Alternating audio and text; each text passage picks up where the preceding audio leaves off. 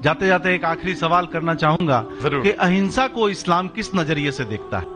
अहिंसा को इस्लाम किस नजरिए से देखता है? मैं सबका आखिरी सवाल है कि अहिंसा को इस्लाम किस नजरिए से देखता है। आमतौर पे हिंसा हराम है। इस्लाम आता है लव सलाम से, इसके मानी है सलामती, अमन, शांति।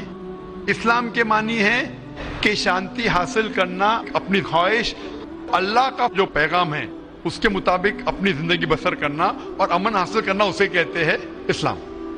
हिंसा आमतौर पे हराम है, लेकिन अगर मिसाल के तौर पे हम देखते हैं हर देश में कानून है कि चोरी मत करो, किसी का कत्ल मत करो, लेकिन कानून के अलावा पुलिस भी है कि अगर कोई कानून को फॉलो नहीं करता है, कोई चोरी करेगा तो पुलिस उस वक्त जबरदस्ती कर सकती है, पुलिस फोर्स का इस्तेमाल कर सकती है, पुलिस कभी कभी हथियार का इस्तेमाल करती है अमन और शांति बरकरार रखने के लिए देश में। उसी तरीके से इस्लाम में हिंसा आमतौर पे हराम है, लेकिन हर इंसान शांति नहीं चाहता है। कुछ इंसान जो अशांति चाहते हैं और जो अल्लाह का फरमान पे अमल नहीं करते और शांति को भ्रष्ट करना चाहते, उस वक्त इस्लाम इजाजत देता है कि आखिरी मरहले पे आप हिंसा का इस्तेमाल कर सकते शांति लाने के लिए, हिंसा का इस्तेमाल कर सकते शांति लाने के लिए, खुद के फायदे के लिए नहीं। इसीलिए आमतौर पे जितने भी आपने देखे हुए हैं जो जंग अल्लाह के रसूल लड़ी, अक्सर वो था सेल्फ डिफेंस में। अगर कोई चोर मेरे घर में घुसता है और मेरी बेटी से बदतमीजी करता, मैं क्या कहूंगा? मैं हिंसा में मानता हूं, मैं हाथ में लगाऊंगा। मैं मेरी चूड़ियां नहीं पहना होगी हाथ में, मुसलमान हूं लेकिन चूड़ियां नहीं हाथ में पहना हूं। आपके घर में कोई चोर घुसता है और आपकी बेटी से बदतमीजी करता, आप क्या करेंगे? जी हाँ, मैं मुकाबला करूंगा। मुकाबला करेंगे, हाथ भी उठाएंगे ना।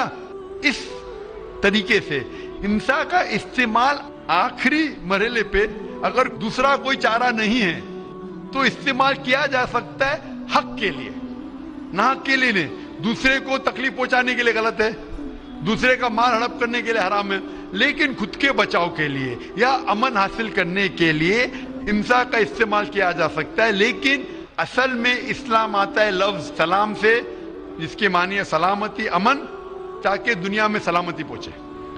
बहुत खूब, बहुत अच्छा लगा आपको सुन के। फिर एक बार मैं अब तहे दिल से आपका शुक्रिया अदा करना चाहता हूं कि आप खुदा हाफिज। एक खुदा में मानते? मैं एकदम एक खुदा को नहीं, मैं अपने अंदर में बैठे ब्रह्म को मानता हूं। मेरी अपनी अलग सोच है।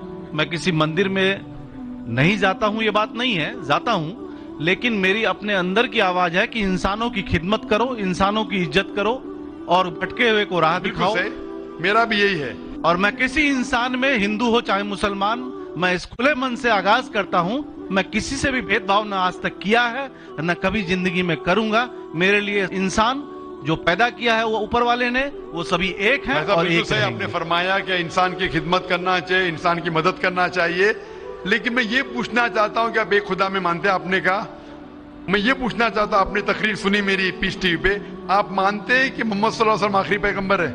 नहीं, मैं इस बहस में नहीं पढ़ना चाहता, मैं इस बहस में नहीं पढ़ना चाहता, लेकिन मैं इतना जानता हूं कि हमारा खुदा एक है और एक ही ताकत है जो पूरे सभी संसार को, पूरे यूनिवर्स को, पूरी बात तो बहुत कहने की है, लेकिन ये समय और वक्त का तकाजा है। बिल्कुल, समय का तकाजा होने की वजह से मैं आखिरी चीज कहूंगा आपसे भाई साहब कि आपने पीस टीवी पे इतने तकरीर सुने, आप कहते हैं कि भगवान है, कि मैं उसमें मानता हूं, लेकिन यही भगवान ने, चाहे बाइबल में हो, चाहे वेद में हो, चाहे कुरान में हो, सारी धार्मिक किताबों में कहा गया है कि आखिरी आने वाले पैगंबर मोहम्मद सल्लल्लाहु अलैहि वसल्लम में, और उसमें मानना चाहिए। तो मेरी आपसे ये दरखास्त है कि आप इतने अच्छे इंसान हैं माशाअल्लाह, एक आखिरी मेरी ख्वाहिश है कि आप इंशाअल्लाह इस पे तहकीक करो, और ये जब आप एक भगवान में मानते हैं, दूसरे इंसानों को तकलीफ नहीं देना चाहते, तो भगवान ये भी कहते हैं कि आखिरी पैगंबर कौन है, उस पर तहकीक करो, इंशाअल्लाह आप मुकम्मल अच्छे इंसान बनेंगे।